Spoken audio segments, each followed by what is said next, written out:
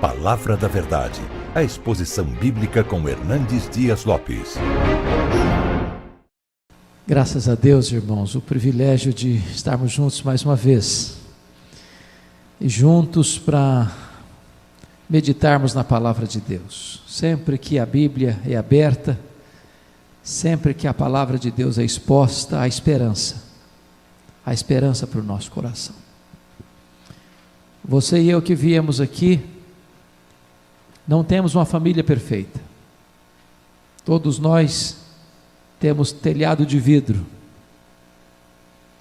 Todos nós estamos sujeitos a lutas, a dores, a frustrações, até mesmo a dramas dentro da nossa casa. Mas nós estamos aqui porque cremos que Deus pode reverter tragédias. Deus pode mudar a nossa história. Deus pode visitar a nossa casa. Deus pode fazer um milagre na nossa família. E é por isso que eu convido você para abrir sua Bíblia comigo no primeiro livro das Crônicas, capítulo 7. Primeiro livro das Crônicas, capítulo 7.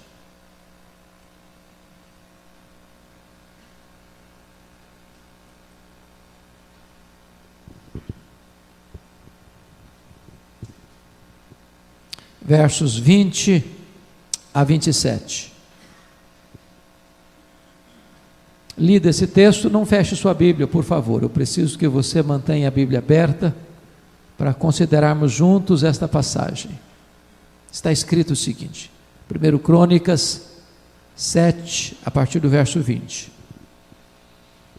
Era filho de Efraim Sutela, de quem foi filho Berede, de quem foi filho Taate, de quem foi filho Eliada, de quem foi filho Taate, de quem foi filho Zabade, de quem foi filho Sutela, e ainda Ezer e Eliade, mortos pelos homens de Gate, naturais da terra, pois desceram para roubar o gado destes.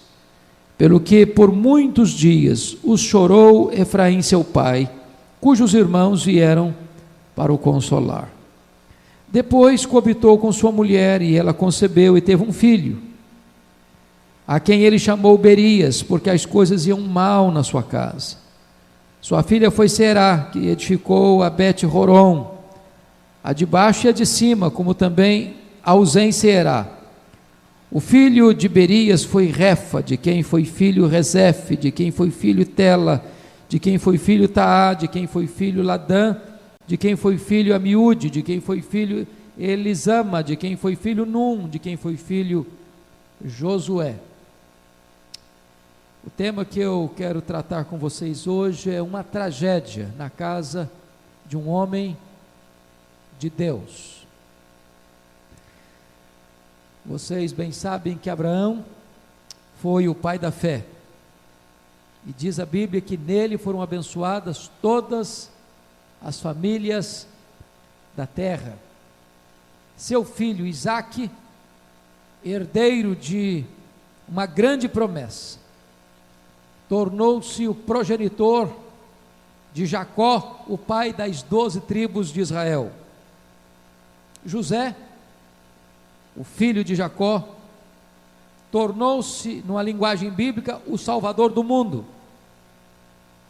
O homem que num tempo de crise mundial recebe de Deus a instrução para armazenar alimentos para um período grave de 7 anos de fome que haveria de assolar a terra. Esse José teve 2 filhos. O primeiro deles foi chamado de Manassés, e ele chamou esse filho de Manassés porque Deus o fez esquecer. Manassés significa perdão, diante das injustiças sofridas, diante das dores que ele passou, vítima de seus próprios irmãos. Quando nasce o primogênito, ele põe o nome desse menino de perdão. Ele não quer guardar mágoa, ele não quer manter reminiscências amargas no seu coração. E toda vez que ele olhava para o seu primogênito, ele estava dizendo: eu perdoo, eu esqueço, eu não guardo na memória as mágoas, as feridas que foram provocadas no meu coração.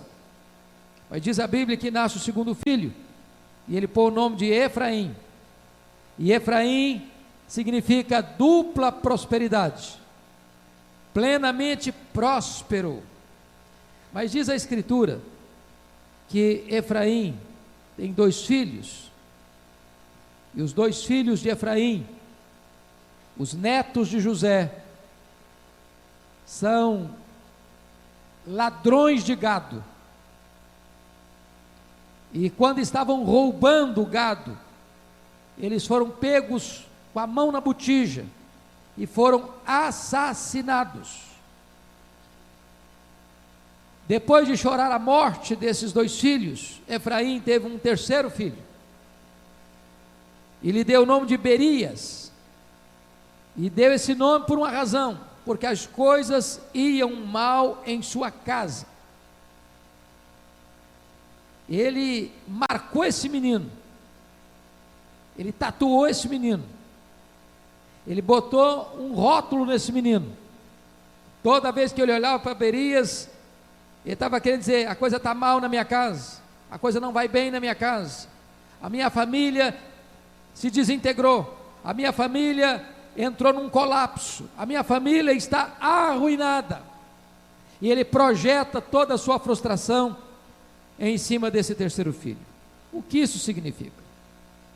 Significa, irmãos, que homens de Deus, como os patriarcas, enfrentaram dramas na família. Você pega, por exemplo, Abraão, ele mente, e é o primeiro homem a contratar uma barriga de aluguel, e pagou um altíssimo preço por isso. Você encontra um Isaac, que mente, e perde a confiança da sua mulher Rebeca, a ponto de ela não dialogar mais com ele, escutá-lo atrás da porta. E para compensar esta ausência de diálogo entre marido e mulher, Isaac passa a amar mais a Esaú, Rebeca passa a amar mais a Jacó, e joga um filho contra o outro. Isaac enganou seu pai, melhor, Jacó enganou seu pai, enganou seu irmão, e astuciosamente rouba a bênção de seu irmão. José, parece que quebrando esse ciclo, foi um filho obediente, foi um homem de Deus, foi um instrumento que Deus levantou num tempo de crise do mundo.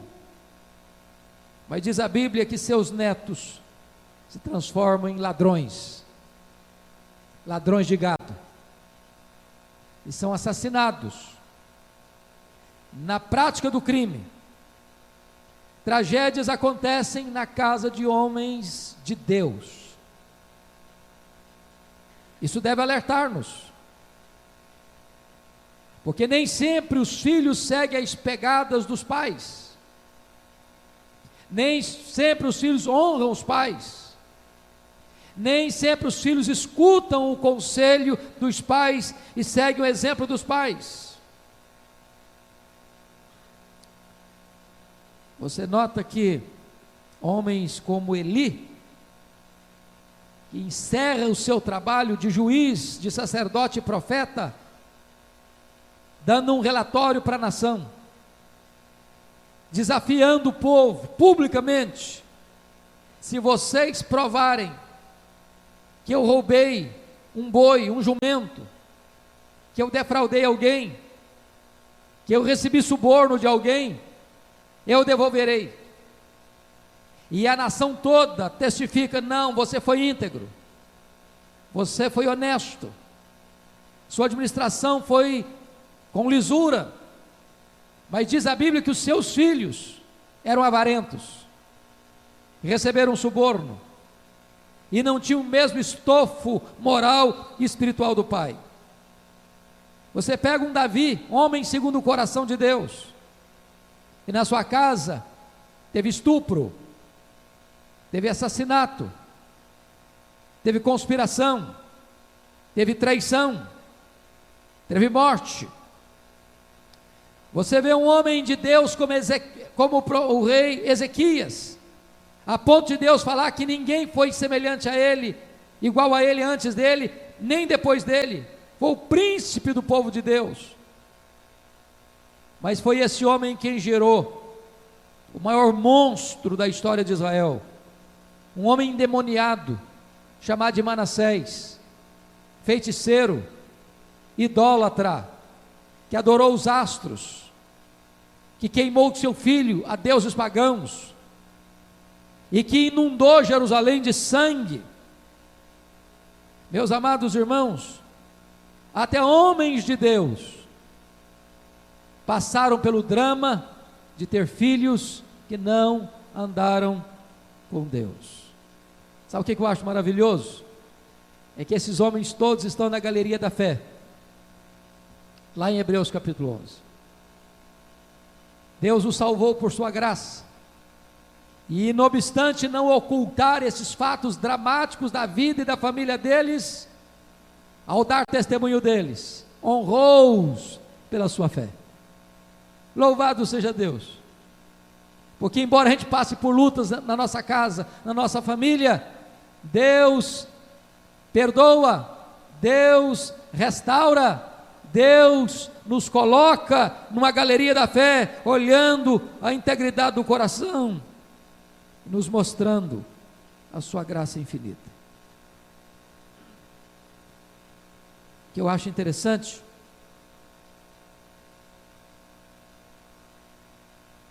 é que o filho mais novo de José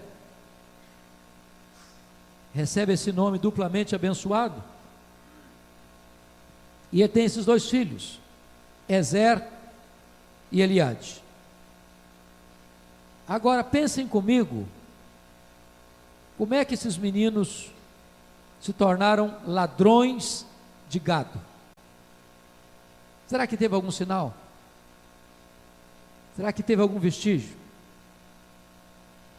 Será que Efraim notou alguma coisa errada dentro da casa dele? Será que Efraim não olhou para o seu pasto, para a sua fazenda, percebeu pequenos furtos, uma ovelha, um cabrito, nas proximidades da casa? Será que ele não notou nada? Embora a Bíblia não diga, não mencione, é hora da gente parar um pouquinho para pensar. Às vezes Deus nos dá sinais, às vezes Deus coloca placas de advertência no nosso caminho, às vezes Deus acende uma lanterna, uma sirene. Há poucos dias, um pai me disse que tinha que acordar às 4 horas da manhã para buscar a filha adolescente numa boate. Pai crente. Você não acha que isso é uma trombeta? Você não acha que isso é um outdoor? Você não acha que isso é uma placa bem grande na estrada da vida? Que placas Deus está nos mostrando? Que sinais Deus está nos dando? Para nós ficarmos alertas, para que a gente não deixe uma tragédia acontecer para a ficha cair. Eu estou absolutamente certo, irmãos, que deve ser uma tristeza tão grande para um pai e visitar um filho na cadeia, porque era um ladrão, ou um pai ter que ir ao cemitério para enterrar o seu filho que foi assassinado no ato de seu crime. Então notem vocês que tragédias podem acontecer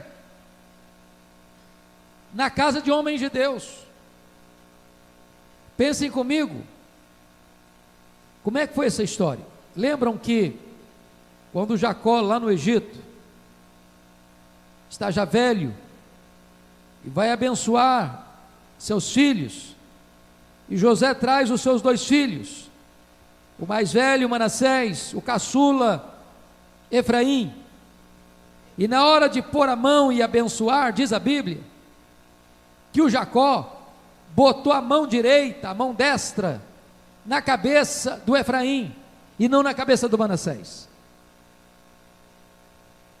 Dentro da cultura de Israel, o primogênito recebia a primazia, a bênção maior, a excelência das bênçãos. E diz a Bíblia que se irritou José. Disse: não, papai, troca as mãos, o senhor está botando a mão errada. A mão direita é na cabeça do primogênito, a mão direita tem que ir sobre a cabeça do Manassés. Jacó disse: não, meu filho, calma lá, eu estou sabendo o que eu estou fazendo. Já conhecia uma história. Ele era o caçula, Esaú era o mais velho, e Deus, na sua soberania, escolheu Jacó e não Esaú. E diz a Escritura que Jacó ali dá a bênção maior para Efraim, e disse: esse aqui, Manassés, vai ser grande, mas esse Efraim vai ser maior ainda, vai ser pai de uma multidão, uma dupla bênção sobre a cabeça dele, sobre a descendência dele, sobre a família dele, sobre a história dele. Mas diz a Escritura que, não obstante uma bênção prometida, uma tragédia acontece na vida deste homem, porque seus dois filhos, Ezer e Eliade, se tornaram assassinos, se tornaram ladrões, se enveredaram pelo caminho do mal e foram assassinados. Aí diz a Escritura que Efraim chora, e é claro que um pai chora diante de um drama desse.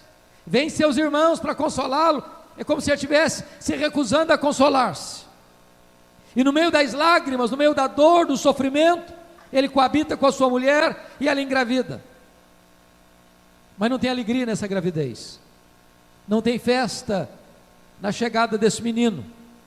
E quando o menino nasce, o terceiro filho, ele bota que nome? Berias. Sabe o que significa Berias? Está tudo mal aqui em casa. Estou botando esse nome que está tudo mal aqui em casa.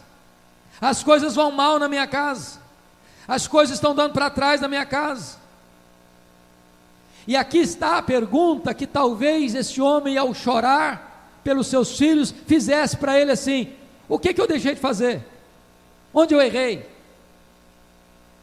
Esta semana eu estava conversando com um casal que tem um filho rebelde, que não quer escutar pai e mãe, que não quer obedecer, que não quer ouvir conselhos, que não quer seguir a orientação, e os pais dizendo: mas onde erramos? Onde falhamos? O que deixamos de fazer? O que é que nós não fizemos que precisávamos ter feito?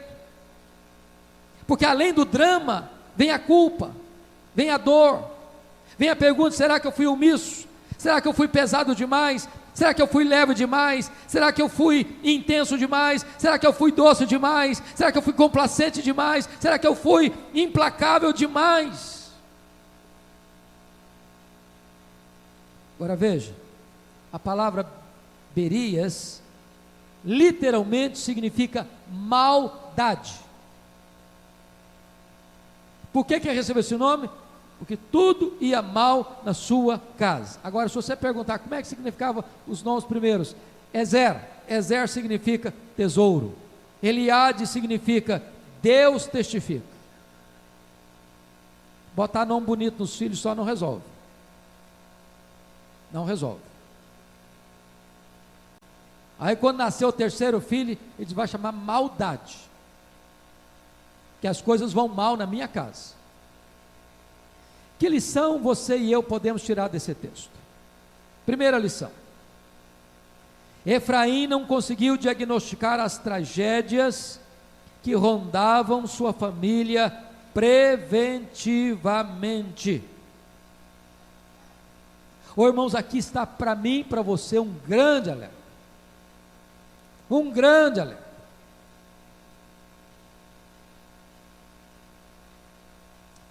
Como estão os nossos filhos? Que sinais eles estão nos dando? O que é que nós estamos captando, conversando com eles, ou com o silêncio deles? Com quem eles andam? Aonde eles vão? Que hora eles chegam? O que eles fazem? Com quem fazem? Por que fazem? Que sinais esses meninos estão dando, essas meninas estão dando? Agora anotem comigo. O avô de Efraim. Quem era o avô de Efraim? Quem? Jacó. Viveu anos e anos mentindo e enganando. Sabe o que significa Jacó? Enganador. Os bisnetos de Jacó conheciam sua história de mentira. Você tem ideia de quantos anos tinha Jacó quando ele foi convertido? Tem ideia? Você tem ideia de quantos anos tinha Jacó quando saiu da casa do pai e da mãe? Na barra da saia da mãe, porque a mãe que controlava, que dirigia, que falava, que mandava, que deixava de mandar. Sabe quantos anos ele tinha? 71 anos. 71 anos. Como é que você sabe disso? É fácil. Quantos anos ele ficou em Padã Arã? 20 anos. 20 anos. Então 71 com 20 dá quanto? 91. Foi quando ele passou pelo Val de Jaboque. Foi nesse período que o filho dele nasceu, José. Com quantos anos o José foi levado para o Egito? 17 anos. Soma 17 com 91. Dá quanto? 108. Quantos anos José ficou no Egito? Preso. Depois foi levado a governador, 7 anos de fartura, 2 anos de fome, até que a família fosse para lá. 13, com 7, 20, com 2, 22. Então soma 108 com 22 dá quanto? 130. Foi a idade que Jacó foi para o Egito. Quantos anos ele ficou no Egito? 17 anos até morrer. Com quantos anos ele morreu? 147 anos. Então, quando ele saiu da casa da mãe dele, ele não era um adolescente, ele era um homem de 71 anos de idade. Até os 91 ele viveu na mentira. Deixa eu dizer para você, o que nós somos influencia a nossa descendência. Agora pense comigo. É muito curioso isso. Quando você vai para o Oriente, é muito engraçado na hora de fazer compra. Você vai no mercado, sempre a gente orienta isso em Israel, ou vai na Turquia, a mesma coisa. Quando você chega numa loja e você pergunta quanto custa isso aqui, não tem preço na etiqueta. O preço não está na etiqueta, o preço está na cabeça do vendedor, na cabeça dele. Ele te pede R$200 por um produto, se oferece 50, ele pega na hora. A cultura é a cultura de ocultar. Jacó cresceu nesse ambiente. Agora, os irmãos de Judá, os irmãos de José, os tios de Efraim, eram o quê? Mentirosos. Sustentaram a mentira para o pai Jacó 22 anos.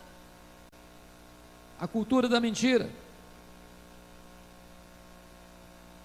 Agora, quando Jacó morre, ele dá a bênção especial para Efraim. E essa mesma bênção dupla. E esse mesmo homem duplamente abençoado tem 2 filhos que vão se transformar em ladrões de gado. Por quê? Muito provavelmente, irmãos, porque Efraim não captou isso, não teve antenas ligadas, não teve percepção, não acompanhou direito, não ouviu direito, não conversou direito, não esteve perto direito, para detectar preventivamente os riscos que a sua família estava enfrentando. Ora, irmão, se lá atrás, numa cultura onde as famílias eram famílias patriarcais, onde se vivia junto, morava na mesma tenda, convivia, dia, noite. Esse pai não percebe isso, quanto mais na nossa geração, onde pai trabalha, onde mãe trabalha, onde cada um tem um horário, onde cada um chega num horário diferente, onde os filhos passam o dia, maior parte do dia, ou numa creche, ou numa escola, ou numa faculdade, ou no trabalho. Nós precisamos estar atentos ao que está acontecendo dentro da nossa casa. Segunda lição: Efraim desistiu de viver quando a tragédia desabou em sua família. Olha comigo, que tragédia foi essa no verso 21? E ainda Ezer e Eliade mortos pelos homens de Gate, naturais da terra, pois eles desceram para roubar o gado destes. Você já pensou o drama que é você ser um homem de Deus, você ser filho de José do Egito, governador do mundo, o homem mais conhecido daquela geração, agora os netos de José serem ladrões? Sabe qual foi para mim o maior drama de José? Está escrito lá no último capítulo de Gênesis, capítulo 50, confira lá comigo, olha lá por favor, rapidinho.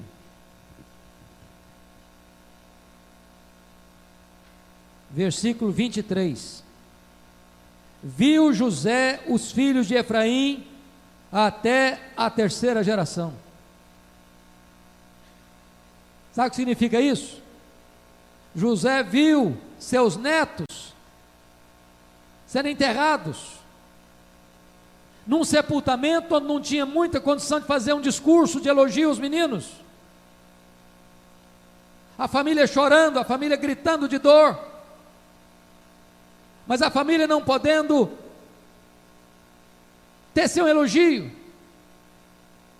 Esses foram filhos amados, são filhos obedientes, foram filhos que honraram pai e mãe, foram filhos que honraram a tradição da família. Olha o drama que é isso.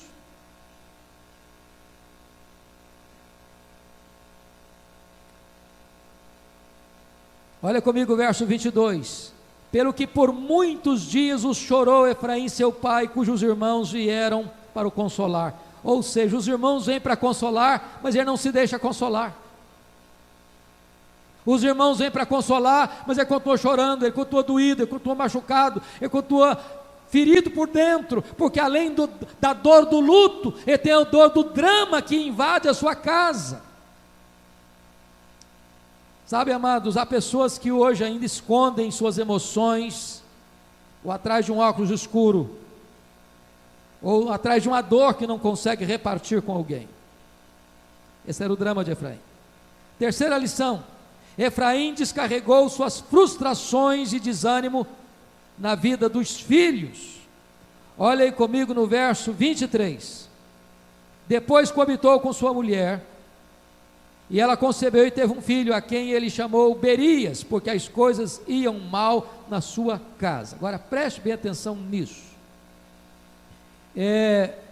Quando ele bota esse nome, os nomes na cultura judaica não eram dados porque há uma pessoa famosa, um artista, um jogador, ou um rei, ou uma pessoa famosa, ou um amigo íntimo, ou um nome sonoro. Não, se dava nome com sentido, com significado. Nasceu aquele menino, sabe o que ele pensou? Mais um ladrãozinho de gado, mais alguém para me trazer sofrimento, mais alguém para me fazer chorar, mais alguém para me trazer tristeza, mais alguém para agravar a maldade da nossa casa. Então esse menino vai chamar maldade, porque as coisas vão mal na minha casa. Eu vou carimbar a minha dor nesse menino. Esse menino vai ser um monumento da minha dor, da minha frustração, da minha tristeza, da minha desilusão. Os nomes eram dados por isso. Por exemplo, como é que chamou o menino lá? da nora de Eli. A mulher recebe a notícia que a Arca da Aliança foi roubada, que o marido dela tinha sido assassinado, que 30 mil homens tinham sido assassinados no campo de batalha. O menino nasce, ela morre, mas antes de morrer, ela bota o nome do menino, Icabode, foi-se a glória do Senhor. Eu imagino como é que o Icabode sofreu na escola. Como é que você chama, menino? Foi-se a glória do Senhor. E aí o seu nome? Foi-se a glória do Senhor. Já pensou num negócio desse? Lembra a história de Jabes? Lá em 1 Crônicas 4, 6 e 7. Diz a Bíblia que a mãe dele deu o nome de Jabes, porque em meio de dores o deu à luz. Toda vez que aquela mãe olhar para o menino, diz: menino, você me fez sofrer, menino, você foi a causa do meu sofrimento, menino, você me trouxe muita angústia, menino, eu quase morri por sua causa, você vai ser chamado Jabes, porque você trouxe dor para mim. E desta forma, queridos irmãos,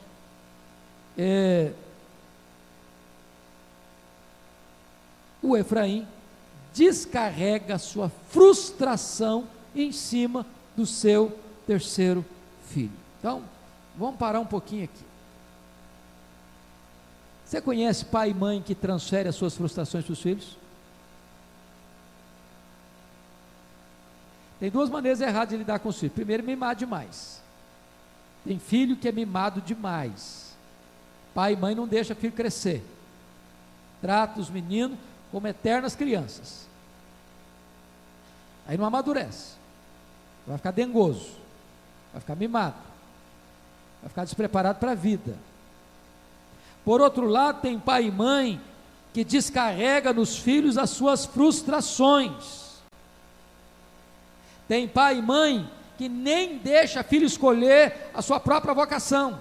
Ele que diz: não, você vai ser isso, que eu quero que você seja isso. Você, pai e mãe, não pode decidir o futuro dos seus filhos. Não descarregue as suas frustrações em cima dos seus filhos. Não projete a sua dor em cima dos seus filhos. Quarta lição: Efraim não conseguiu ver o que é bem em sua casa, porque quando algumas coisas vão mal, não se consegue ver o que vai bem. Não é assim mesmo? Olha o verso 24 comigo. Sua filha foi Será, que edificou a Bet-Horon, a de baixo e a de cima, como também a Uzem Será. Olha o que está acontecendo aí.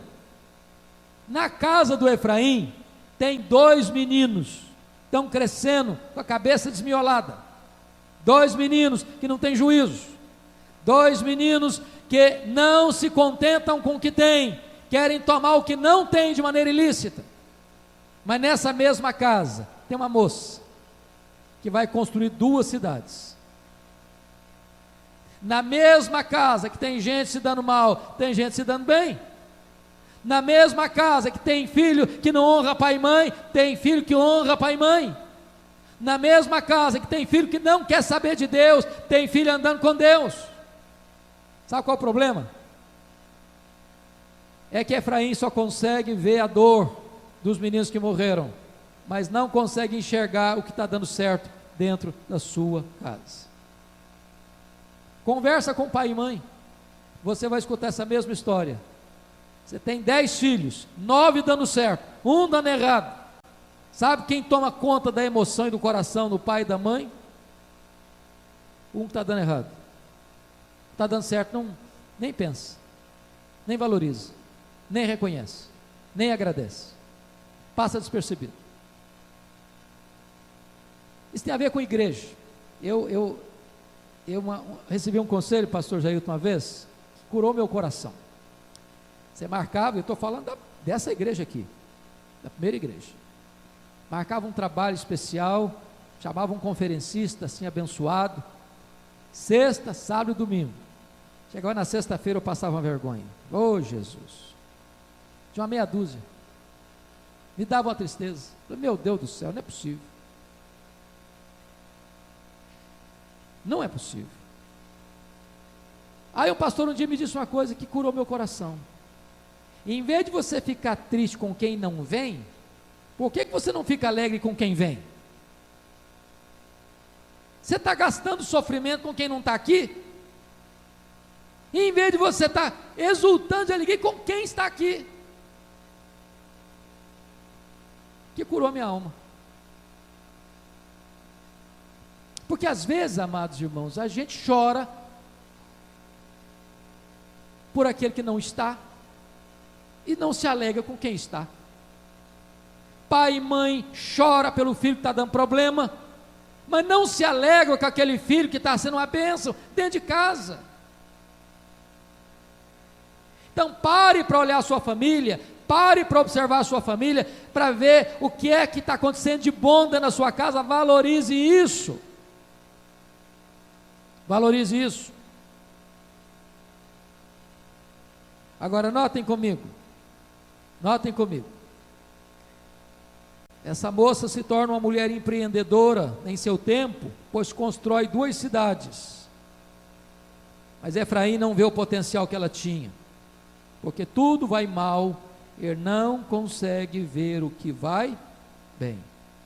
É mais fácil ver o que vai mal do que ver o que vai bem. Quando o filho dá trabalho, toda a energia gasta com ele.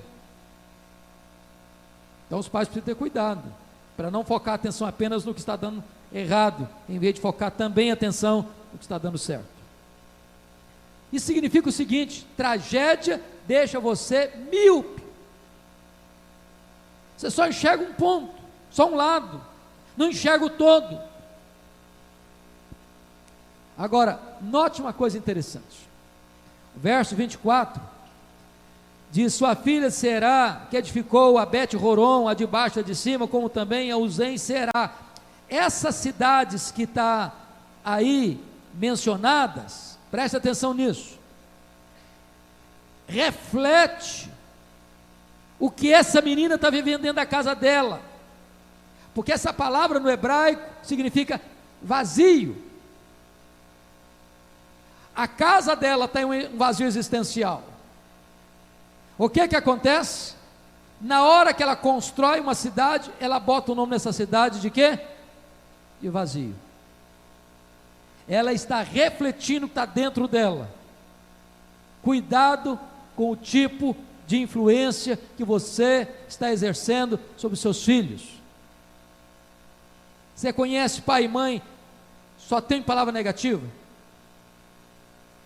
Só negativo. Eu gosto de usar esse exemplo.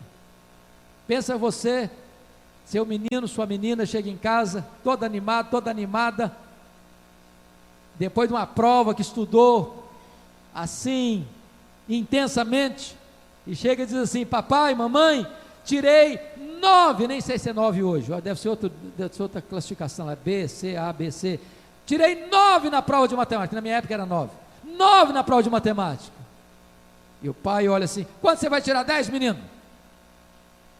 Aí o menino sai todo murcho, coitadinho, pensa: nunca vou agradar meu pai. Você poderia dizer assim: parabéns, filho, você é fera, hein? Parabéns, eu acho até que você tem potencial para tirar 10, da próxima acho que você vai conseguir 10. Você elogiou o menino, encorajou o menino, e não jogou um balde de água fria nele. Aprenda a elogiar seus filhos, aprenda a encorajar seus filhos, aprenda a olhar os lados positivos dos seus filhos, aprenda a botar uma B12 na veia de seus filhos. O vazio da casa de Efraim projetou na filha dele, que embora empreendedora, parecia que não tinha mais perspectiva de ir para frente, botou o nome na cidade de vazio, porque vazio era o outdoor que gritava dentro da sua casa. Uma crise na família, irmãos, tira o foco do futuro. As pessoas desistem de viver, não têm vontade de recomeçar, enche-se de culpa, afeta as emoções, chora, vem o irmão para consolar e não consegue se consolar. Uma crise na família afeta a saúde das pessoas, afeta a vida espiritual das pessoas, afeta o relacionamento das pessoas. Deixa eu dizer uma coisa para vocês, eu conheço muitos casos de divórcio, não porque marido e mulher estavam em crise, mas porque, não sabendo lidar com a crise dos filhos, os pais se estressaram, os pais se machucaram, os pais perderam o rumo, talvez não concordaram na maneira de lidar com a situação, e a crise se estabeleceu. Agora, sabe o que eu acho maravilhoso nesse texto? E eu quero encerrar aqui. Quando tudo parece perdido na sua casa, tudo cinzento na sua casa, saiba que Deus pode escrever um novo capítulo, o capítulo mais emocionante da sua história.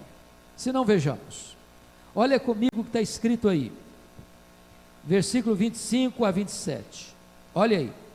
Como é que chamava Berias mesmo? Por que chamou-se Berias? Porque as coisas iam mal na sua casa. Qual o significado de Berias? Maldade. Vamos ver o que vai acontecer com esse moço. Versículo 25. O filho de Berias foi Refa, de quem foi filho Rezefe, de quem foi filho Tela, de quem foi filho Taá, de quem foi filho Ladã, de quem foi filho Amiúde, de quem foi filho Elisama, de quem foi filho Num, de quem foi filho Josué. Preste atenção nisso.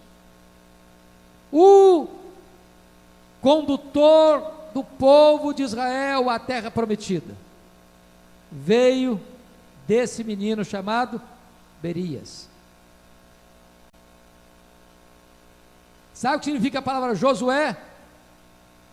No Novo Testamento é a mesma palavra Jesus. Aquele que o pai olhou e disse: nasceu fora da hora, está tudo mal aqui em casa, esse menino não devia nem ter vindo, vai trazer mais problema, é mais sofrimento, é mais dor, é mais lágrima, é mais um ladrãozinho de gado que chegou para me fazer sofrer. De repente aquele menino foi o grande ancestral do grande homem que trouxe esperança para aquela nação e introduziu o povo na terra prometida. Daí nasceu Josué. Sabe o que significa isso, irmãos? Nós não podemos perder a esperança. Que talvez aquele filho, aquela filha que hoje está fazendo você sofrer, que hoje está fazendo você chorar, que hoje está tirando o seu sono, que hoje está deixando você com madrugadas insones, aflito e angustiado, como a mãe me disse essa semana: pastor, eu passo as madrugadas de joelho até meu filho chegar, 6 horas da manhã, e de repente o filho das lágrimas pode ser o tronco de onde Deus vai levantar alguém que vai ser uma bênção na história do povo de Deus. Quando você pensa que está tudo perdido, Deus não encerrou a sua providência. Quando você pensa que não tem saída mais para a sua família, Deus pode levantar alguém dessa família para ser uma bênção para a história, para ser uma bênção para a igreja. Louvado seja o Senhor. Quem dirige o futuro da nossa família é o próprio Deus. Há esperança para nós. Há esperança para nós. Minha palavra para você hoje: não desista da sua família. Você só tem essa família. Ela não é perfeita, a minha não é perfeita, a sua também não, mas é a sua família. Não desista dela. Não jogue a toalha.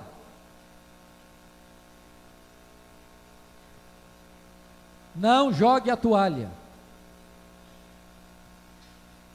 Porque aquilo que hoje é motivo da sua dor, amanhã vai ser motivo da sua maior alegria.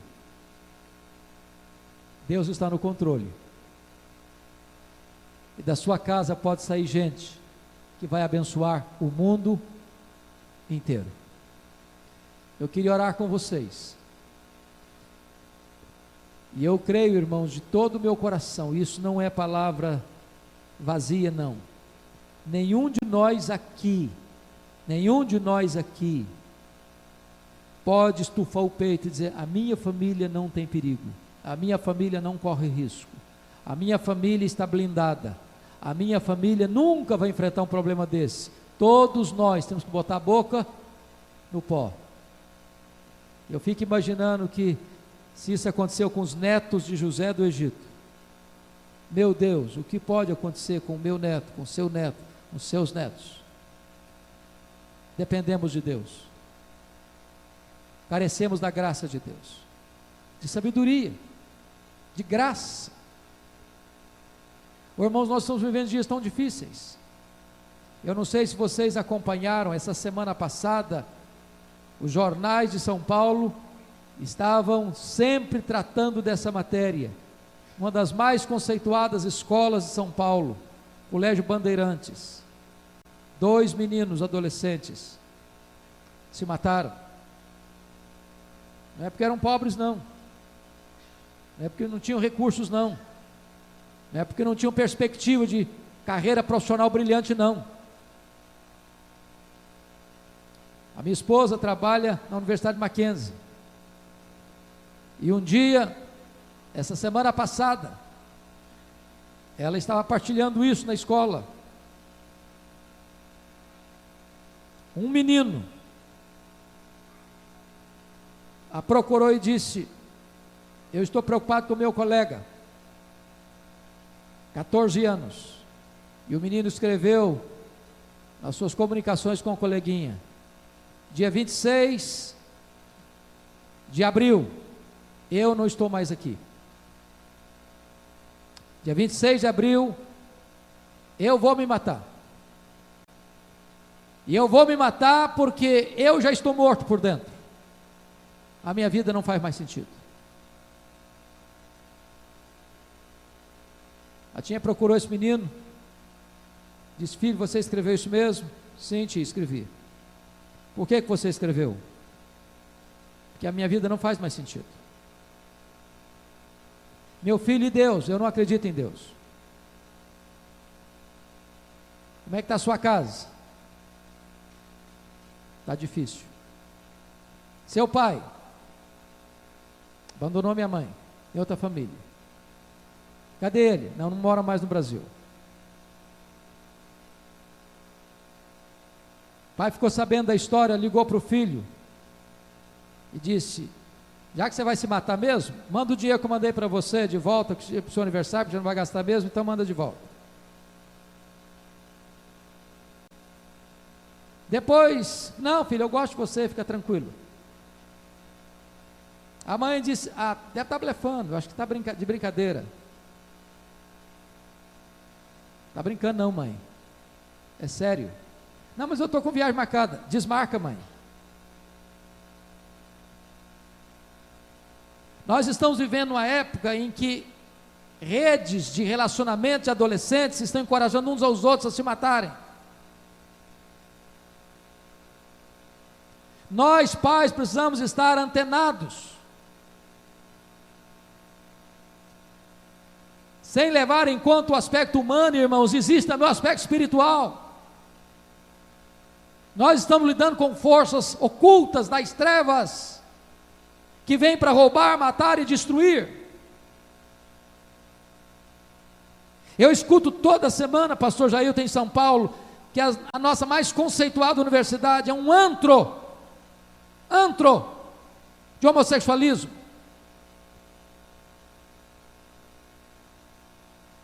Droga é livre nas principais universidades.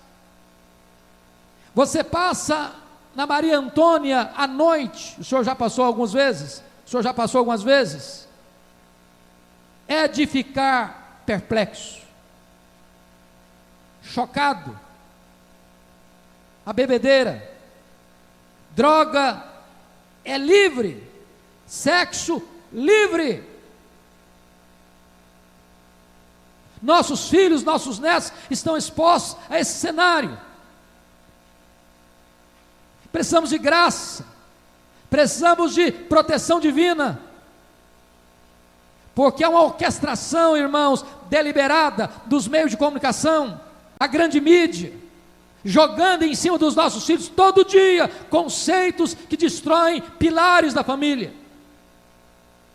Que Deus tenha misericórdia de nós, que Deus tenha misericórdia da nossa casa, que Deus tenha misericórdia dos nossos filhos, que Deus tenha misericórdia dos nossos netos, que nós, pais, tenhamos cuidado por eles, orando por eles, velando por eles, conversando com eles, chorando por eles, jejuando por eles, não abrindo mão deles. Mas talvez você possa dizer: ah, pastor, mas a coisa já aconteceu, está tão difícil. Então tem esperança em Deus.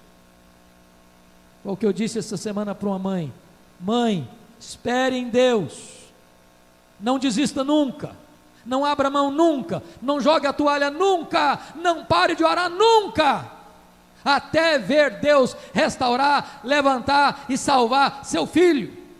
Não vamos entregar os nossos filhos, em nome de Jesus, passivamente, aceitando a decretação da derrota na nossa casa.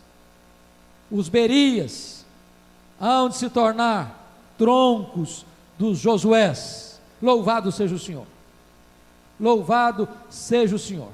Nós não geramos filhos para a morte, nós geramos filhos para servir ao Deus Todo-Poderoso. Eu quero orar com vocês, irmãos, quero orar com vocês, e eu sei disso, que você ama a sua família, eu sei que você se importa com a sua família, eu sei que você sabe que nós pais, nós avós, não conseguimos cuidar dos nossos filhos o tempo todo. Nós não podemos fazer isso, nem perto a gente consegue, quanto mais longe. Dependemos da graça de Deus. Deus pode fazer coisas surpreendentes. Eu estava conversando com um casal de empresários em São Paulo, pessoas muito aquinhoadas financeiramente, filho rebelde, não queria saber de Deus, não queria saber da igreja, não queria saber da família. Um dia esse menino falou: pai, eu quero passar um ano fora do Brasil.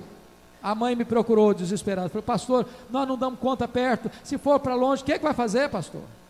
Falei: filha, você não dá conta mesmo, então temos que depender de Deus, vamos orar por esse menino. E ele foi para longe, e de repente foi lá longe de pai, longe de mãe, longe de pastor, longe de igreja.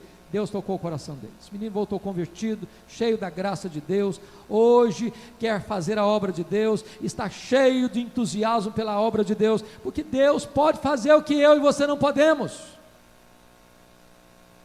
Então eu gostaria que você, se tiver disposição de fazer isso, viesse aqui à frente. Nós vamos orar pelos nossos filhos, orar pelos nossos netos que ainda não nasceram. Não está escrito lá no Salmo 78, que nós devemos orar para aqueles que ainda não nasceram, para que eles sejam levantados por Deus nessa geração.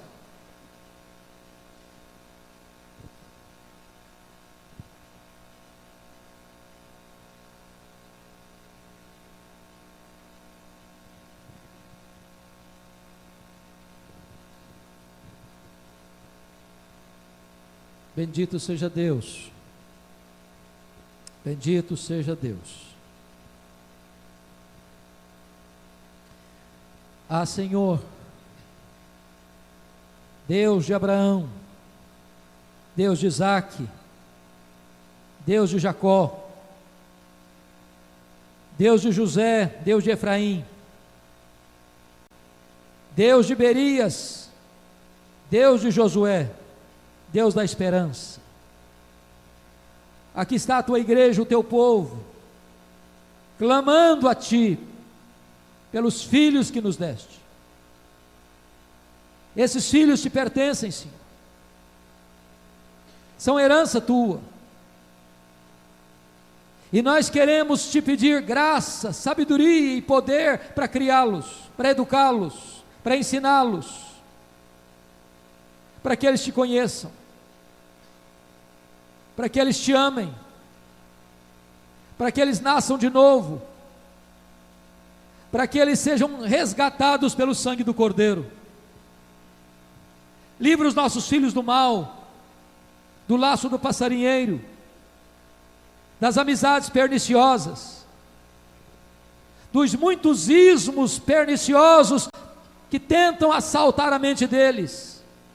Guarda o coração deles, livra os seus pés da queda, livra-os da sedução deste mundo, da fascinação da riqueza, livra-os, meu Deus, da promiscuidade moral, livra-os das drogas, livra-os do ateísmo, do materialismo, do secularismo, livra os nossos filhos, meu Deus, deste mundo que jaz no maligno, livra-os, Senhor, por amor do teu nome, guarda os seus passos do mal, livra os seus pés da queda, e dá-nos alegria, Senhor, de ver um milagre acontecendo dentro da nossa casa, dá-nos alegria de ver os nossos filhos se rendendo aos pés do Salvador, dá-nos alegria de ver os nossos filhos honrando pai e mãe, dá-nos alegria de ver os nossos filhos amando a tua palavra, dá-nos alegria de ver os nossos filhos debaixo do senhorio de Jesus Cristo.